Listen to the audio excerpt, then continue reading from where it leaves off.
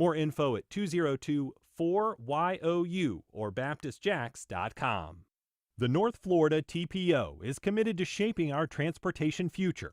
We're focused on planning, funding, clean fuels, and new technologies for a vibrant, connected community.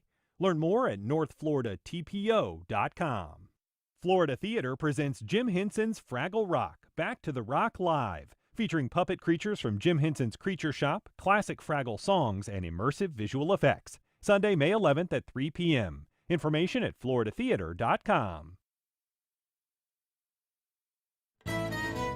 This is WJCT News 89.9 Jacksonville. Up next, national and local news from NPR and the WJCT News team.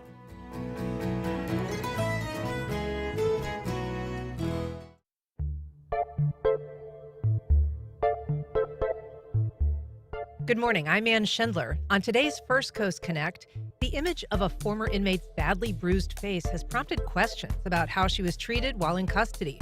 We talked to the reporter who broke the story about the incident and the investigation that followed.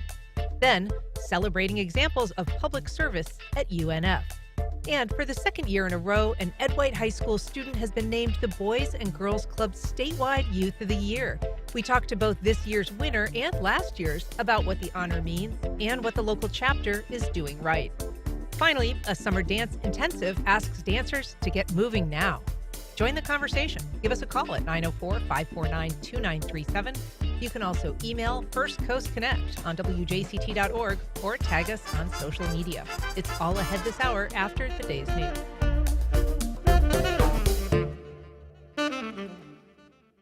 Live from NPR News in Washington, I'm Corva Coleman. Israel plans to limit the way food and supplies are distributed in Gaza. Israel says it's part of a strategy to expand its military offensive in Gaza. The United Nations and aid groups in Gaza are refusing to take part. NPR's Anas Baba in Gaza contributed to this report from NPR's Daniel Estrin in Tel Aviv. Israel's cabinet approved a new plan to isolate Hamas from the aid system by sending Palestinians to an Israeli-controlled zone in southern Gaza to get food and supplies. In northern Gaza, resident Bassem Shaneura criticized the plan. Absolute crazy. How we would be going 30 or 40 kilometers to take food parcels. And they told us it's like dry food, not a fresh food, which made us feel like animals, actually. The UN says the plan violates humanitarian principles by using aid for military aims. Israel has imposed a more than 2-month aid ban on Gaza, fueling hunger. Daniel Estrin, NPR News, Tel Aviv, with Anas Baba in Gaza City. President Trump says he's offered to send the U.S. military to Mexico to help that country fight drug trafficking. Trump says Mexican President Claudia Sheinbaum refused his offer. If Mexico wanted help with the cartels, we would be honored to go in and do it. I told her that. I would be honored to go in and do it. The cartels are trying to destroy our country. They're evil. He spoke on his way back from his Florida home. Sheinbaum says she turned Trump down because sovereignty is not for sale. She says Mexico will never accept the presence of the U.S. military on its territory. In a separate interview on NBC yesterday, Trump downplayed concern about any potential recession that could be associated with his tariffs. Economists have expressed concern about an economic downturn. Trump said that he thinks the U.S. is poised to have its greatest economy ever. A growing number of business leaders say Gen Z college graduates are not meeting workplace expectations, and the fallout is already happening. NPR's Windsor Johnston reports a new survey shows 60% of U.S. employers say they have fired at least one Gen Z hire they brought on last year. The study conducted by Intelligent.com showed 3 out of 4 employers reported being dissatisfied with some or all of their Gen Z employees. The biggest complaint? Lack of motivation, poor communication, and unprofessional behavior. Jason Dorsey is president of the Center for Generational Kinetics. Gen Z saying, hey, I'm going to be doing this for a really long time. I'm going to sort of learn from you. You're the ones who told me to follow my passion, and my favorite, bring your whole self to work. And then they're like, you don't want to hear about my personal life? Dorsey warns that if employers give up too soon, it could deepen generational divides and leave some young workers behind. The one constant, experience teaches, and it still counts. Windsor Johnston, NPR News. This is NPR. You're listening to WJCT News, 89.9 in Jacksonville. Good morning. I'm Stephen Ponson. It's now 9:04.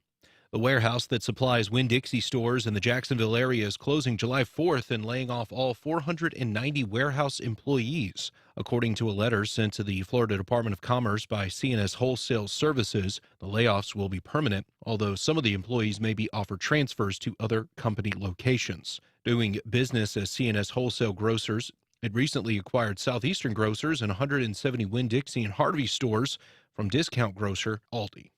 The Athens, Georgia-based rock band REM is putting out a special pressing of its first single, Radio Free Europe, to benefit the real Radio Free Europe. Radio Free Europe, Radio Liberty is among the U.S. government-funded services that broadcast news to foreign markets. It's also been targeted by the Trump administration for promoting what they're calling a liberal viewpoint. But the president's order to stop the station from receiving $12 million in federal funding appropriated by Congress was blocked by a judge last week. Proceeds from the sale of REM's 5-song EP will benefit the news organization. We do have the chance for some isolated showers later on today, mainly for areas of St. Johns, Putnam, and Flagler counties. Other than that, we'll be warm and mostly sunny today here in Northeast Florida. Highs will reach the mid to upper 80s this afternoon. Overnight, lows in the mid-50s inland, 60s towards the coast. Support for NPR comes from NPR stations. Other contributors include the Pew Charitable Trusts, telling stories behind data and trends that shape our world today through its podcast, After the Fact. Learn more at pewtrusts.org/afterthefact. Support for First Coast Connect is provided in part by Baptist Health and North Florida TPO. Good morning. I'm Ann Schindler, and this is First Coast Connect. Today, a lawsuit is planned following allegations of jail mistreatment. We talk with the author of a new investigation into what happened and concerns about the thoroughness of the internal investigation that followed. Later in the program, the heads of Jacksport and the Riverkeeper are both recognized for excellence in public service. But first, I'm joined by Nichole Manna, senior investigative reporter at the Tributary. She's the author of a story published last week titled JSO Jailers Said She Had No Visible Injuries. Photos say otherwise. Nichole, thanks so much for coming on. Thanks for having me. So you have been covering jail and healthcare related issues as part of your beat. You won an award last year for your reporting, so congratulations on that. How did you first learn about this particular incident? We got it through a tip and just started asking questions and then digging deeper and filing public record requests. And this stems from something that actually happened last year but has not previously been reported. What do we know about what happened? So the story is about a woman named Allison Fierro. She was arrested last year in January on a suspected DUI, was brought down to the Duval County Jail. At some point within the booking process, she had a Zoom hearing with a judge who set her bond. And the story goes that she had asked for anxiety medication. She was feeling really anxious and wasn't getting that medication. And the tip that I had gotten was that at some point, officers there had taken her to the ground using a straight arm bar takedown. And she said that she was injured, that she felt essentially her face crack is how she put it. And she was booked in. She was there for 3 days and never received medical treatment. And when she was able to bond out, a friend who picked her up took her straight to Mayo Clinic because her face was so grossly bruised. And then when she got to Mayo Clinic, they alerted JSO because of the extensiveness of her injuries. Yeah. And you published a photo with this story that we will put on the screen here for people who are watching online. But basically, it's a side-by-side. It shows the mugshot that she got when she was admitted and then what she looked like when she was photographed at the Mayo Clinic a couple days later. Right. And so for people who are not looking at this photo, which is very dramatic, describe to us what the difference, what do you see? Yeah, so in her mugshot, there's no bruising to her face. There's no, I mean, her face just looks like a face, uninjured. And the photos that we got of her in the hospital were actually taken by JSO detectives who were sent to question her about what had happened. And we called them raccoon-like bruises. They're black, maroon, with some yellowing that go mostly across her left eye and then kind of like touch her right eye. And they're pretty big. They look like a mask. And swelling and Yeah, sort of this kind of bruising underneath and all around. all around. Yeah. And so the injuries were, alarming enough to this woman's friend that she drove her directly from the jail to the hospital. And then enough that the staff at the Mayo Clinic not only spoke to an on-duty officer at the clinic, but then also called 911. Is that right? Right. Yeah. And so police were dispatched. That is kind of when the investigation began. And so will you describe to us what happens when there is an investigation that is being conducted by JSO that could have maybe a criminal element, and kind of what happens with that part of the investigation? Yeah, so from what we understand in this case, the on-duty officer went to her, saw the injuries, called up the chain and got what's called the integrity unit to go to the hospital. And that unit investigates potential criminal activity by JSO officers. So they went and they talked to her. She explained what happened, and I believe there was some sort of email communication within a few hours of that being then sent to Internal Affairs, because they found that there was no criminal action by the officer who took her to the ground.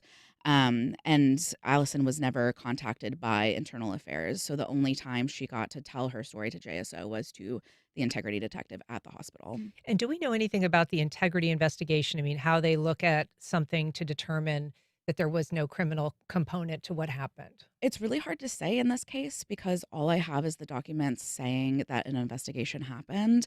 And I just have a recording, an audio recording of her interview at the hospital. So I'm not sure exactly what the mentality was behind saying that there's no criminal action, why that decision was made. I just know that it at some point was forwarded to Internal Affairs, who did an interview with the sergeant and the two officers who were involved in this. The interviews with the two officers were about 4 minutes long, so very short, and the conclusion was that they didn't do anything wrong and they were not disciplined. And so that was sort of the part of the investigation that goes to the internal. That's basically, is there a policy violation as opposed to a criminal violation? Right, and they determined that there was no policy violation. Now, we should say we did reach out to the Jacksonville Sheriff's Office on Friday ahead of this segment asking for comment. We haven't yet heard back, but we certainly will keep an eye on our email and our messages if that changes. So, these incidents often come down to a question about whether an officer's actions were justified in the moment. Whether this woman was creating a commotion to the point that they felt that they had some sort of threat on their hands, whether they felt like they needed to do this takedown. And, as we said, there was no criminal component as determined by the integrity officers.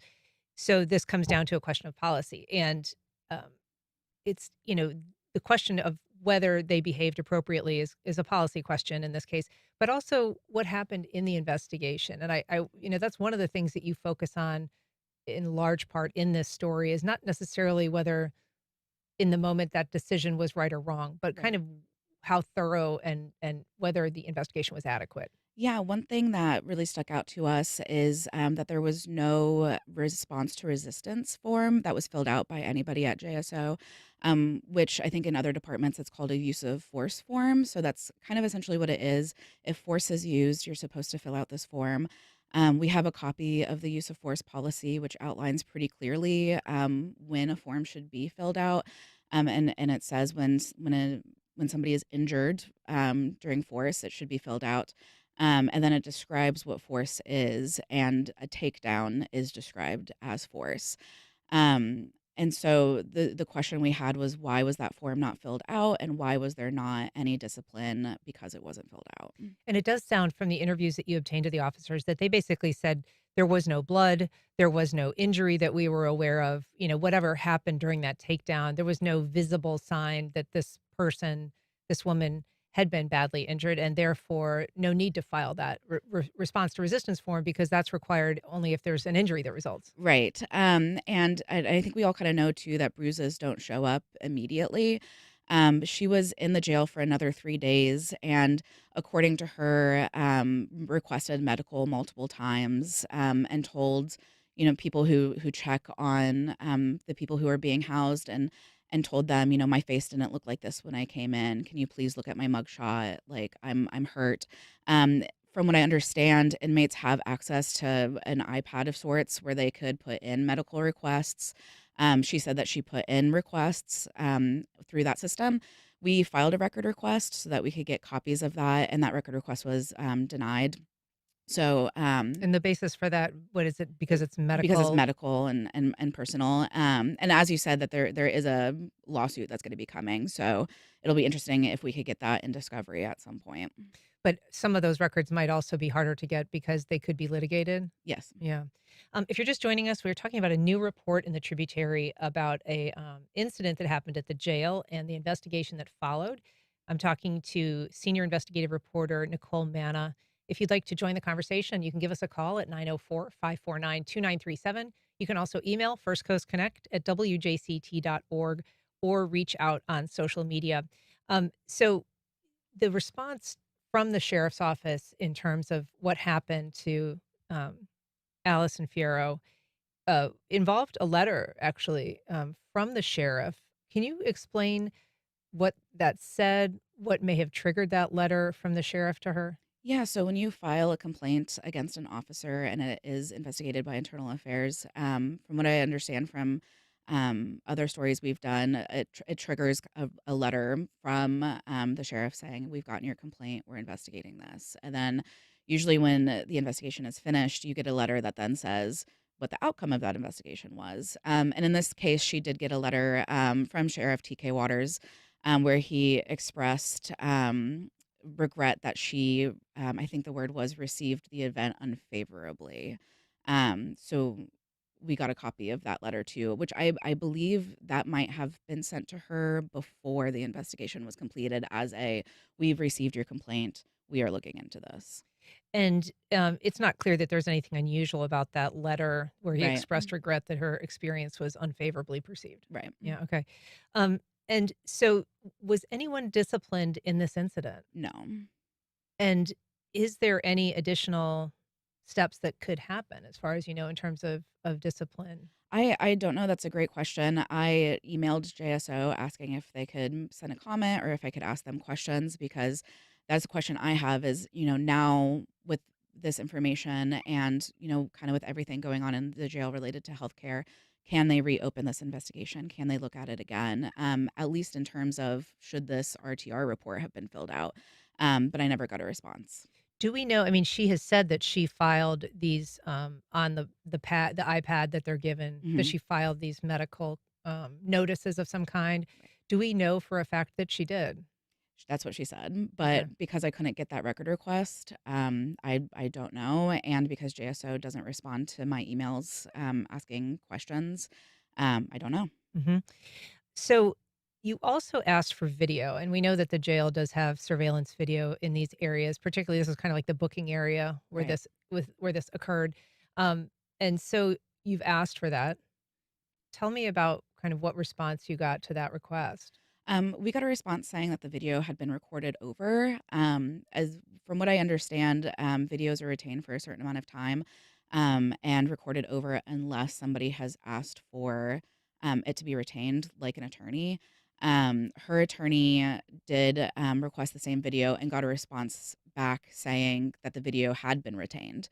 So we got two different responses, and I wish I knew why. I could only assume, but again, with JSO not being willing to talk to me and allowing me to ask these questions, I just don't know the answers. But they indicated to you that it doesn't exist. Right. They indicated to the attorney that it's That it on does. hold. Yeah, that it's on hold, and that I believe their response is usually you need a court order, which means he needs to file the lawsuit and do whatever attorneys do in this situation. So what do we understand about what she told officers when she felt injured? So from her perspective, from her interview, she got very upset that she wasn't able to get her anxiety meds. She said that she got loud because the room itself was getting loud. The officer said that she was being uncooperative, that she was arguing. When you're done being booked, you are then walked to wherever you're going to be held, and they gave her a bedroll. And in their interviews, they said that she threw the bedroll down the hallway. And then from there, the officer's interviews actually kind of change a little bit. One says that she was flailing her arms around. Another one of the officers said that she actually threw something at her. Though the person who was interviewing didn't follow up to ask what was thrown at you, so we don't know. And Allison said that she was walking, and then suddenly her feet were out from under her. She was on the ground. She said out loud in that moment, my face cracked. I'm bleeding. Like, oh my God, I'm hurt. And then she was pulled up. I believe she said that she was handcuffed and then walked to her holding cell. I do want to note we did just get an email from a JSO spokesman, Christian Hancock. This is in response to our request for a comment. He said, "This information has recently resurfaced and was brought to our attention. This incident was reported by Ms. Fierro at the time it occurred in early 2024, and an investigation was launched as a result. The investigation was concluded last year, and Ms. Fierro made aware of its findings upon conclusion." So does that add anything to your understanding of this case? No, I mean, that sounds about right. They did an investigation. It was closed. And I'm guessing when he says this information has recently resurfaced, that's either the lawsuit or your reporting. Right. When you file a lawsuit, my understanding is that you have to file intent. So you have to tell the agency or the person that you're suing that a lawsuit is coming. So it could be either that or a story. And as we said, bruising doesn't show up right away. If there was no visible blood at the time, and it doesn't appear that anybody says that there was visible blood, right? I Right. mean, what would be would you still have issue with kind of the way that the investigation moved forward, or do you think that that what you don't know about the investigation might be what you don't have yet in terms of records? Right. I mean, I don't know what I don't know. Right. So we're just waiting for more records, and just thought that this was an important story to tell people right now, especially knowing that a lawsuit is coming. Yeah. And so I'm sure we will do more reporting when we hopefully learn more. Right.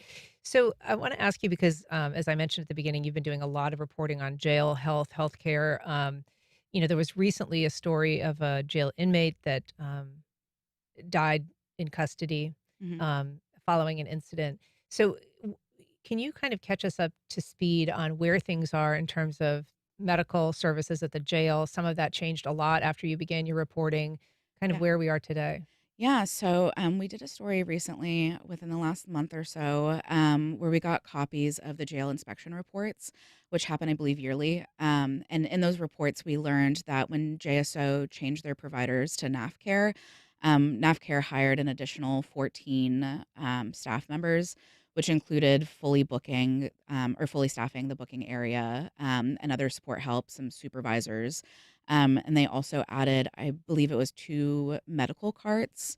So there has been through those reports some obvious improvements. I think anybody could argue that more staff is an improvement. So that's kind of where we are right now, and we don't really know much more than that. hmm And all of this is, at a time when there's discussion about another jail, building another Mhm. facility.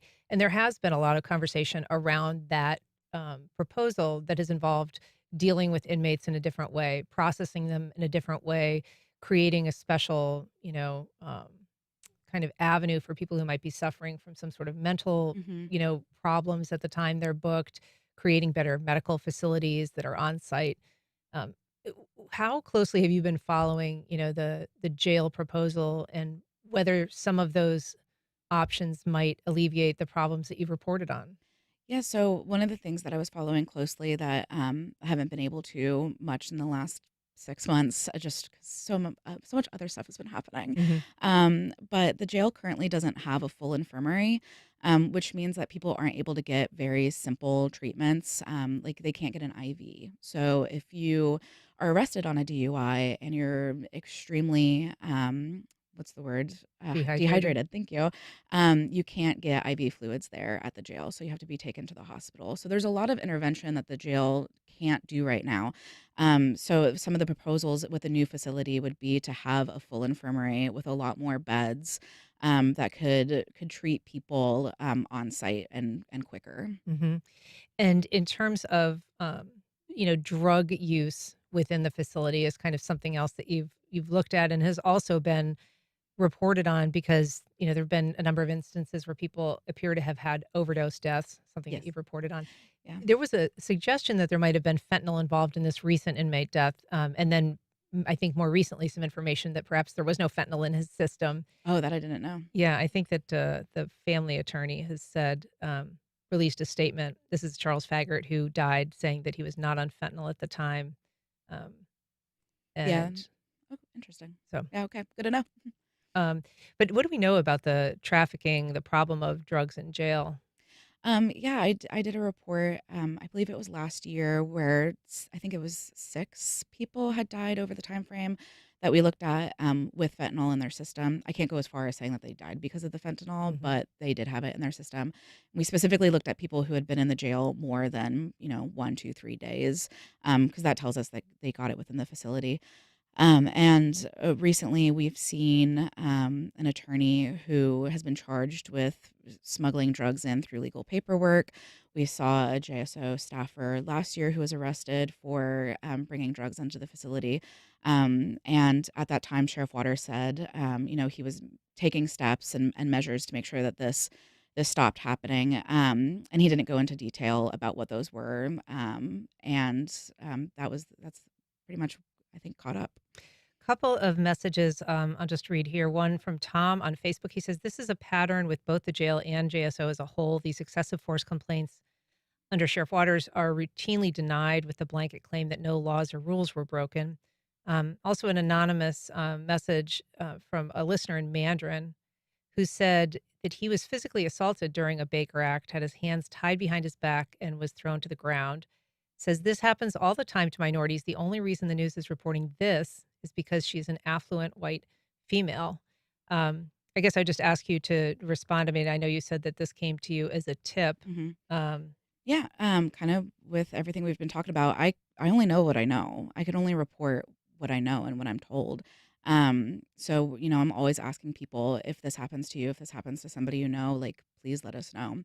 I can never promise a story is going to come out of every single tip that we get. And that's with any topic whatsoever.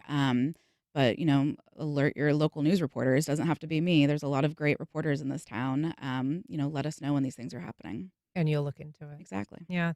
Well, Nichole Manna, great work as usual. I appreciate you being here. And we look forward to seeing you again soon. Thanks for having me. All right.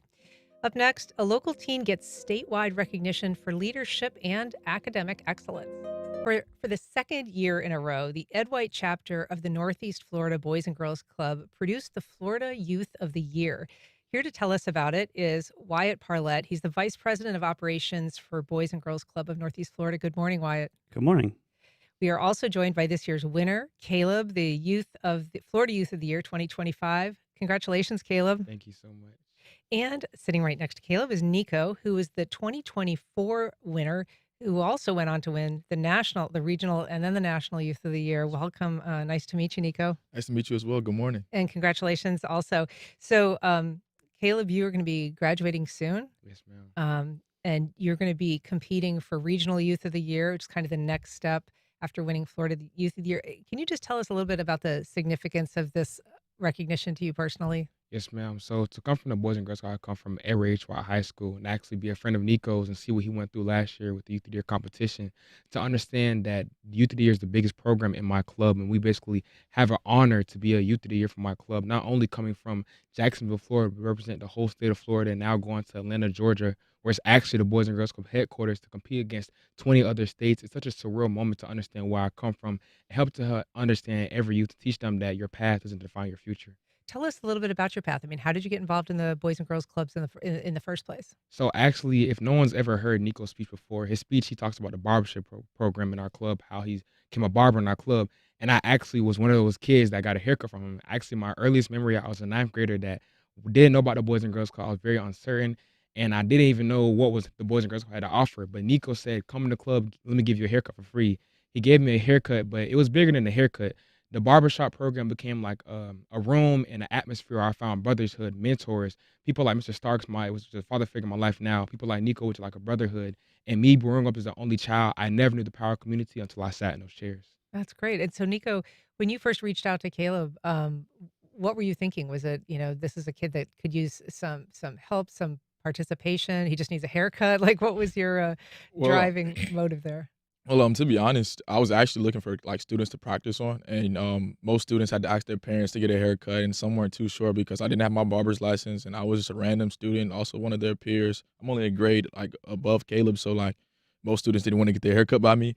But speaking to Caleb, he was actually very open to getting a haircut, and we sat down and we just talked for hours because the haircut did take a couple of hours because I just started off, and we realized that we had a lot in common. We realized that we both were very driven. We have similar backgrounds. Like you said, if you heard my speech, we talked about like domestic violence and dealing with like finding like a father figure and stuff like that. And I feel like we both have similar problems that we had to overcome in life. And when he sat down in that chair, I spoke to Caleb and I was like, dude, like just keep going. Like your past does not define your future. Like I didn't really explain where I came from, but he explained where he came from. And I just saw myself in him. I was just like, your past does not define who you are. Keep going. Everything that you want will come to fruition if you keep trying. And now look at him, man. I'm so proud of him. Like it's so like full circle to be sitting here at this table with Mr. Wyatt, who I met first after doing a tour, and Caleb, who I met sitting in the barbershop where I ended up making a living for myself, and then I ended up actually becoming the National Youth of the Year because of interactions like that. And it's an extraordinary story. Can you, for people who haven't heard your testimony, kind of like tell us how you got involved in the club in the first place, and then sort of why you got involved in the barbershop program too? Yes, ma'am. Well, I'm originally from Atlanta, Georgia, born and raised in like Marietta, Acworth, like all around Georgia, and dealing with like domestic violence and stuff growing up. After I moved back to Jacksonville, it was pretty rough. I'm not gonna lie. I didn't want to be at home. I didn't feel at home. I didn't feel like I could be myself just because I felt like I always had to bite my tongue in order for the greater good of my family. But I'm coming to the Boys and Girls Club. Like I found a space where I could be myself, where I could grow, where I could feel like everybody around me had the best interest in mind for me.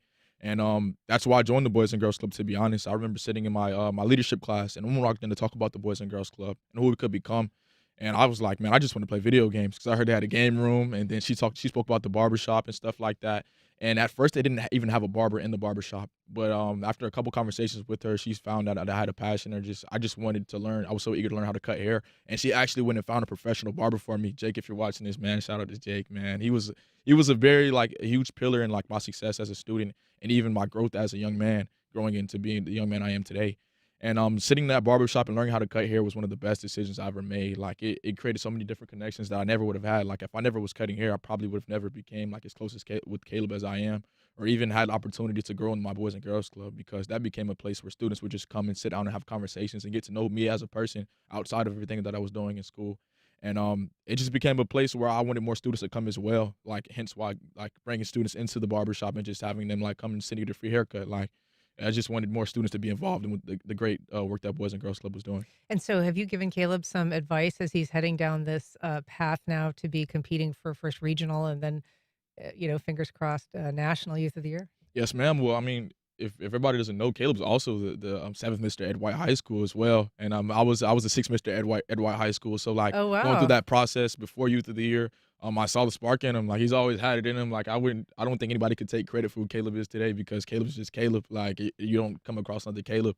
But seeing that potential in him, like during the pageant, and then going into Youth of the Year, I sat down with Jimmy last summer. I was like, dude, I know he's not like always in attendance because he's doing the pageant right now, but man, give him some time. Like Jimmy was like, if he comes in the summertime, I'll give him an opportunity to be Youth of the Year.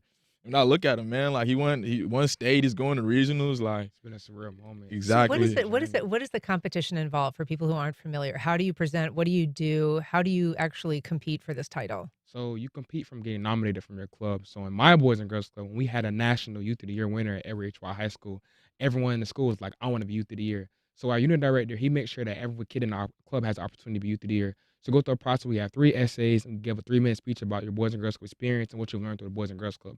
After that, you get judged. Then you get nominated to go on to the city level. So we have 59 clubs in the region. So we're Boys and Girls Club Northeast Florida. So then I competed in the city level against other clubs. Then I won the city level where I got judged again. The state level was a little different. I went against, I want to say, 15 or 20 other states from around Florida. But this time you get judged twice. So the first round of interviews, you do your first round of interviews against the other 15 peers. Then the second day, they let you know if you made the Final Four. Then the Final Four this year was in Tallahassee during Advocacy Week in front of the whole United States Chamber in Tallahassee, and that's where we gave our speech at. Wow, that must have been a lot of pressure. It's a lot of pressure, but in my club, we kind of advocate for kids advocating for themselves. Like, actually, we have a Keystone Club group where we do many community service projects. Last week, we had an autism awareness walk for Autism Awareness Month, basically just advocating our Keystone Club, teaching young freshmen and sophomores, underclassmen about how to advocate and voice your opinion. I feel like that is a big part in why you can go into these rooms and be confident in yourself, because we're already being taught to advocate for ourselves and become the leaders that we are today. Like, when you get to the competition, you're not really trying to add too much more to who you are as a person, but learning how to navigate in those spaces. And I feel like that's why Caleb has the confidence to go into the next level of competition and know that he has what it takes, or just know he's a very authentic person and he's capable.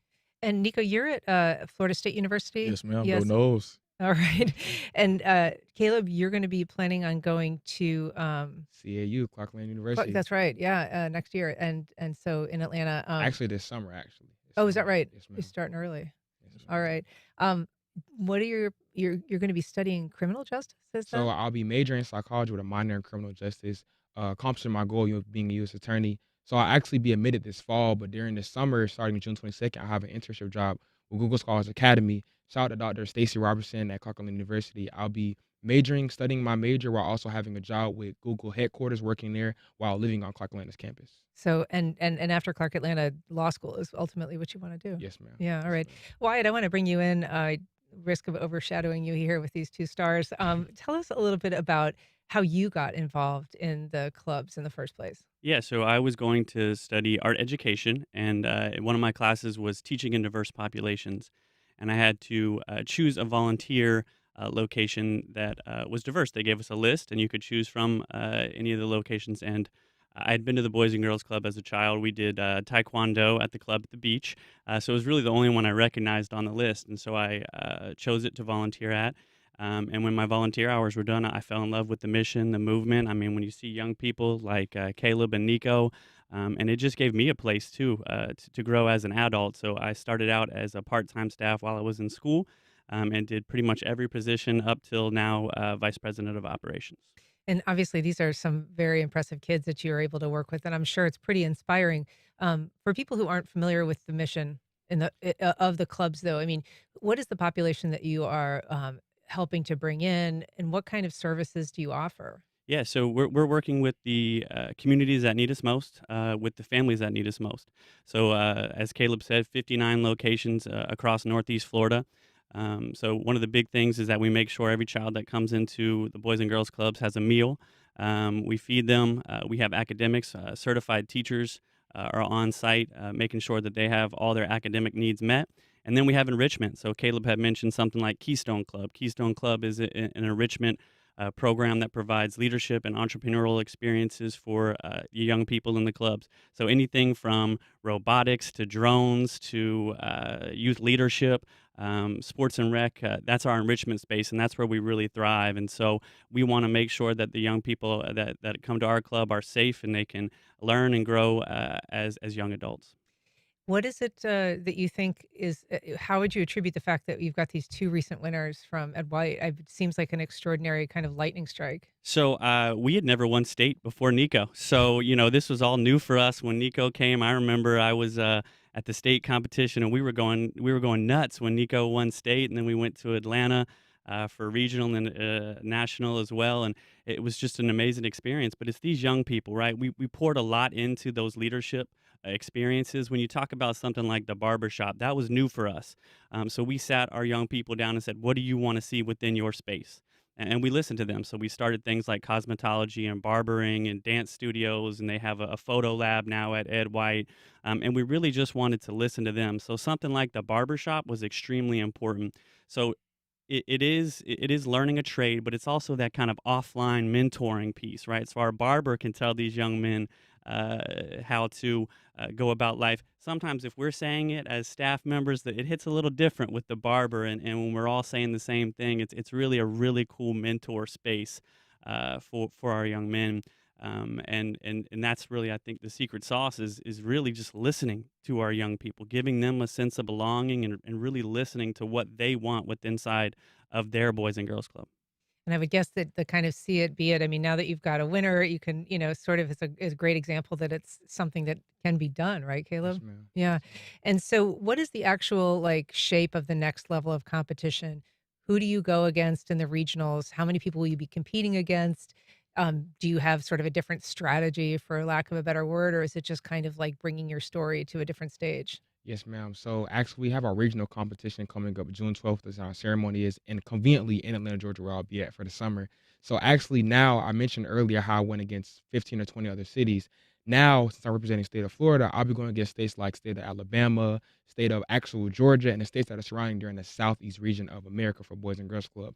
So the competition, it does get harder, but coming from the club I come from, I have a great example of Nico, and having the brotherhood and friendship that we have. He kind of helps me understand that the practice that I've been going through, practice doesn't make perfect. Practice makes a permanent lifestyle and builds that confidence in you to be poised and walk in these rooms with confidence that, yeah, I've been through this, but I came too far to give up now. So even when I'm in these moments where I feel nervous, or I'm having nerve-wracking, or I have anxiety attacks, I like to think of where I came from and understand that my past doesn't define me, and I'm basically a generational anomaly, that I'm here for a reason. I have a purpose.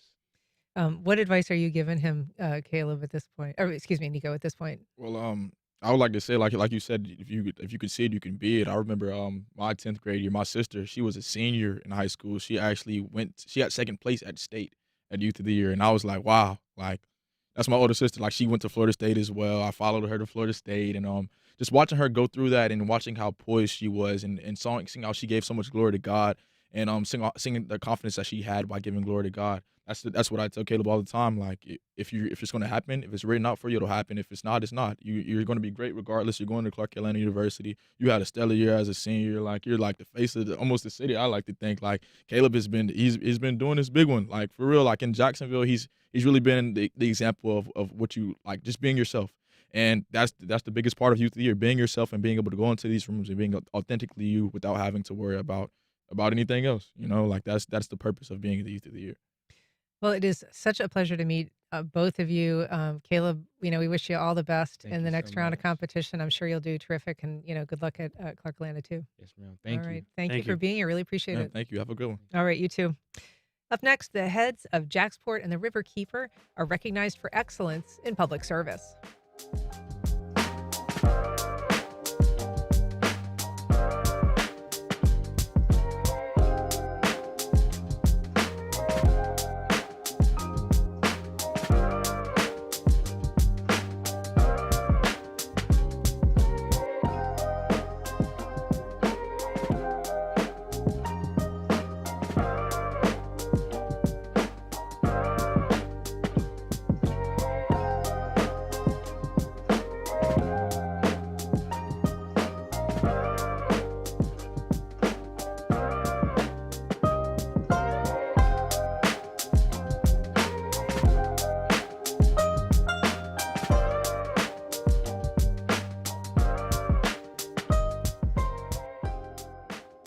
Welcome back. Well, at a time when public service in some sectors is under attack, public servants locally are being rewarded. Here to tell us about the second annual Public Service Excellence Awards at the University of North Florida is Dr. Georgette Dumont, Associate Professor of Political Science and Public Administration at UNF. Good morning. Good morning, Ann. Thank you for having me. It's so nice to have you back, Dr. Dumont. So your department introduced the inaugural Public Service Awards, Excellence Awards, to recognize people in this role. How did you decide on the winners for this year? We have an MPA committee that selects who the winners are going to be. So last year it was those involved with the JEA, and this year we looked a little bit more inside to see what our graduates were doing and who out there are just making these wonderful, wonderful examples of what public servants do. So these are both graduates of UNF? Yes. Okay. So of the Masters of Public Administration program in UNF. Specifically, okay. Yes. So Excellent. it's Jimmy was 2000. 2003 and Robert was 2005, or the years are back, vice versa. We should say Jimmy is Jimmy Orth, Yes. who's the executive director of the Riverkeeper, and Robert is Robert Peak, who is the chief commercial officer. So his job is to get more business at into the Jacksport. port. Yeah, Yes. yeah. And so, I mean, first of all, what does this award mean to the people that are giving it and to the people who are getting it? Well, we want to make sure that we are recognizing those who are really going above and beyond for our community. Our recognition celebration is part of a National Public Service Recognition Week, and that is this week. It's always the first week of May, so across the country, we have organizations are celebrating public service at the federal, state, local, county levels. So we are out there recognizing the work that public servants do day in, day out. Most people don't really understand or don't get to appreciate the amount of work that these people do. You think about government and you think about the people who get elected. Well, the public servants are all those who have to implement all of the programs what the people who are elected, what they want to have done. So you need to have people implementing them. And that can be anything from meteorology at the national level and the larger pieces there, right down to wastewater treatment in your local community. Yeah. And I mean, do you think people misunderstand the role of public servants? And as I mentioned, this is a time when certainly civil service has been, targeted for a lot of cuts Yes. and in fact, just sort of some negative thoughts and comments. Yes, and yes, it is misunderstood. So a public servant is politically neutral. So they go in and their job is to be experts in what it is that they do, which is what they're there to serve the public. They implement policies whether they like them or not, because that is the policies of the elected officials, and the elected officials represent the voters. Yeah. And so they're operating without their own agenda. They're operating basically at the directive of whoever is elected. And, there's different levels. I mean, we've been hearing a lot about federal civil service, but this is people who work in your own community, who work for the city Yes. or the beaches cities in your case. Yes. So these are when we think about public servants, we think about police officers and fire, but we're not thinking about those who are helping to keep your parks clean, who are paving the roads, who are making sure that the water actually flows through the sewer system when you flush the toilet. Those are all public servants, and they are the unsung heroes of what really makes a community work well. It's interesting that you gave this year's awards to Robert Peak at Jacksport and Jimmy Orth at Riverkeeper, because in some cases, those two have been kind of on the opposite sides Yes, of they have. a big issue, which was dredging. And in fact, there's been some litigation even over that. Was that a deliberate decision to kind of recognize these two sides in this very important discussion? I don't know how deliberate it was, but I did note that I like that it can show that people are doing the best that they can for the community and be on the opposite sides of a similar issue or the same issue. And I thought it was cute that they're also on opposite sides of the river physically. That's So- right across from each other, in Yes. fact, yeah. But they were Because Jimmy both works at JU, we should say, Yes. and Jacksport's right across the river. Yeah. right, and and they also had classes together when they were in the program, so they overlapped for about a year, so they knew each other already, and they are doing their best to work for the mission of the organizations that they serve. You also recognize some folks that are not in the public sphere that are kind of part of the program, the Masters of Arts and International Affairs and Masters of Public Administration. So this is also recognizing additional folks at UNF. Yes, so we're recognizing those who are excelling in the field, and then we're also recognizing those who are going into the field. So we awarded our undergraduates political science students with their awards, academic and research and service. The same thing for the Masters of Arts and International Affairs, the MAIA, and then the MPA program, the Masters of Public Administration, as well as the new inductees to Pi Alpha Alpha, which is the National Honor Society for Public Administration and Affairs. Well, Georgette Dumont, thank you so much for being here. I appreciate you catching us up on these awards. Well, thank you so much for having me. All right. Up next, a summer dance. EG presents Hauser, the Rebel is Back tour. The Croatian cellist brings his blend of classical, pop, and rock music to the St. Augustine Amphitheater on Sunday, May 18th at 8 p.m. Information at theamp.com. Terrell Hogan Law. I'm Wayne Hogan. Lawsuits involving strokes are complicated and require a special understanding of these life-changing events. More at terrellhoganlaw.com. Join us for Film at WJCT Studios on Wednesday, May 21st for a timeless night of music and film. It's a special screening of the jazz masterpiece, Jazz on a Summer's Day. Filmed at the 1958 Newport Jazz Festival, this beautifully restored classic features performances by Louis Armstrong, Thelonious Monk, Anita O'Day, and Mahalia Jackson. Join us Wednesday, May 21st. Doors open at 6:30, film at 7. Don't miss this night of jazz, soul, and cinematic history. Visit WJCT.org/film for tickets. Millions of healthy children didn't set foot in a classroom for more than a year during the COVID pandemic. In his new book, journalist David Zweig says those school closures may have done more harm than good. That's on the next On Point. Today at 11, here on WJCT News 89.9.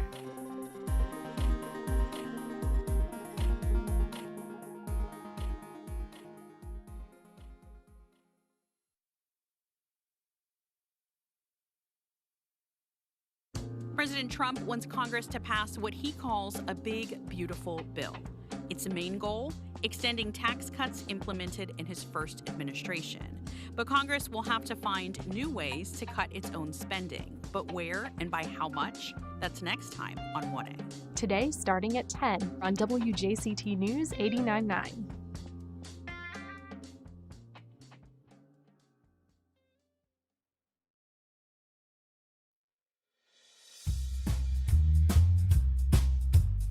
Welcome back. Well, an upcoming dance intensive titled Shapeshift focuses on technique and transformation in contemporary and modern dance. Here to tell us about it is Winter Bosanko, co-director and instructor at the Jacksonville Dance Theater Summer Intensive. Good morning, Winter. Good morning.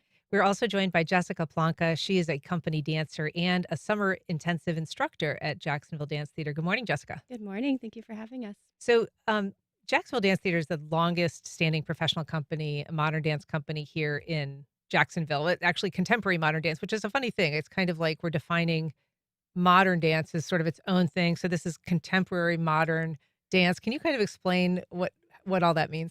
Yes, I love that you started with that. That is a funny, a fun discourse in the dance world. Contemporary really does refer to what's happening right now in the world, but we do. Especially in Jacksonville Dance Theater, we take from more classical modern dance styles. We are very Jose Limon styled, which back in its heyday, 100 years ago or so, that was really modern dance. That was what was modern at the time. So now we like to refer to it as contemporary modern because while we are using those styles, we are also adding our own flair or our own voices into those styles. Don't you feel like 100 years ago they confused everybody by calling it modern art, modern dance, Yeah. and now we're all like, It's still modern, but And Jessica, this is a summer intensive. I know that that's the kind of thing you've attended. This is something you're also teaching. What is the value of a summer intensive for a dancer? Well, Summer Intensive is really a place for a dancer or student to kind of recollect and reassess what they want to focus on, their technique, their artistry. And this intensive is really special because it allows the dancers to put a primary focus on composition, improvisation, choreography, contemporary modern dance. And so it just allows people to put a really more of a specific focus on something over the summer when they're not training with a studio or at school. So this is a period where they've got a little bit of free time. And so how does it roll out? I mean, are they being instructed in dance moves? Are they being given advice about how to do better choreography? What is the instruction? It's kind of a mixture. So they'll have technique classes for contemporary modern, but then they'll also be guided through their artistry with improvisation. They might be given things like prompts, going across the floor, or making their own choreography. We also have the opportunity for them to learn a little bit of the company repertoire, which is what I would learn as a company member. So they can have a chance to get to know what it's like inside JDT's choreography as well. And then they perform at the end of the intensive for a professionally lit show at the Wilson Center with FSCJ South Campus, which we're very lucky to be a partner with this summer. Yeah, that's terrific. And so what are they going to be performing? Is that something that they kind of determine during the intensive, or is it a program that you all have them learn and perform? A little bit of both. With our improvisational classes, they'll learn a prompt, or they'll learn a fun game, sometimes a dance game, and they'll perform parts of that. But they'll also learn JDT repertory, so dances they may have seen. We have 2 annual shows at the Florida Theater each year. So if you've seen Jacksonville Dance Theater perform, you might come to this intensive and get to learn some of the choreography that you've seen, which is really excited, and then also perform. And then sometimes we bring in guest artists. We're bringing in Ebony Amos. She's a dance maker based out of Atlanta, currently living in Tennessee, and she might create something new. So you get a little bit of both. You get maybe some real time making, some JDT rep, and then maybe something brand new. And the theme of this, as we said, is shapeshift. What is the significance of that theme? Yeah, so shape is really referring to the body. That is how we express ourselves, right? Dancers use their body to create and move. And then shift is really referring to suggesting movement or change, really shape shift together, really embodying the rigorous training. So this intensive is 5 days. It's from 10 a.m. to 4 p.m. There are some breaks. You get a lunch break and little breaks in between. But really the idea is that you are attending this and you are maybe shifting your not only training, but maybe your artistic voice or your ideas about what dance is.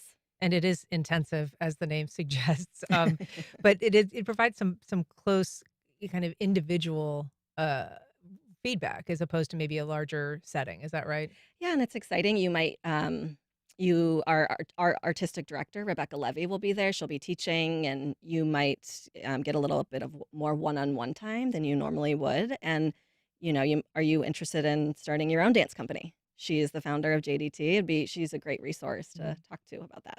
So we said the time to get moving is now, and that's because registration is open, even though this doesn't start until July 28th. So where could people go to sign up?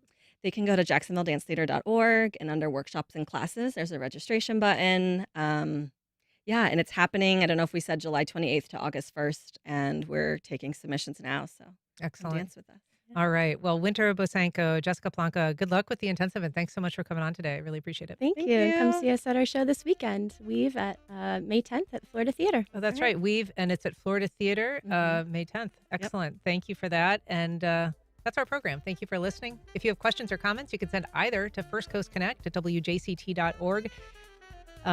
Join us tomorrow. We take stock of what passed, what failed, and what's next as lawmakers pause one of the most contentious legislative seasons in memory. I'm Ann Schindler. You've been listening to First Coast Connect on WJCT News 89.9. For First Coast Connect is provided by Baptist Health and the North Florida TPO. Baptist Health is a proud supporter of First Coast Connect. Baptist Health, committed to building a healthier community for all of us. More info at 202-4YOU or baptistjacks.com. The North Florida TPO is dedicated to transportation planning, funding, clean fuels, and new technologies for a vibrant, resilient, and connected region. More information available at northfloridatpo.com. Havana ordering at HavanaJacks.com.